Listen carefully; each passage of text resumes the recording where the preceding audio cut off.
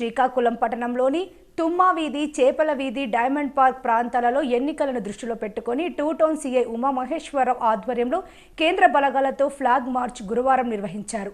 ప్రజలు నమ్మకం కలిగించడమే కాకుండా ప్రశాంతమైన వాతావరణాన్ని కల్పించడమే ఫ్లాగ్ మార్చ్ ప్రధాన లక్ష్యమని 2 టౌన్ సీఐ ఉమామహేశ్వరరావు అన్నారు. జిల్లా ఎస్పీ జిఆర్ రాధిక ఆదేశాల మేరకు కేంద్ర బలగాలతో ఫ్లాగ్ మార్చ్ నిర్వహించారు. ఈ సందర్భంగా సీఐ మాట్లాడుతూ ప్రజలకు ఎటువంటి సమస్యలు ఎదురైనా, శాంతి భద్రతలకు విఘాతం కలిగే పరిస్థితులు ఏర్పడినా నిర్భయంగా పోలీసులకు సమాచారం ఇవ్వాలని సూచించారు.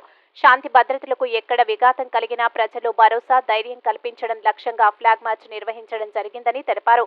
సమాజంలో అసాంఘిక కార్యక్రమాలు, ప్రజలకు ఇబ్బంది కలిగించే సంఘటనలు ఎవరు సృష్టించినా తగిన చర్యలు తీసుకునేందుకు ప్రజలు తగు సమాచారం అందించాలని, అటువంటి వారిపై చర్యలు తప్పవని సీఐ తెలిపారు. ఈ కార్యక్రమంలో ఎస్ఐ హరికృష్ణ, పోలీస్ సిబ్బంది పాల్గొన్నారు.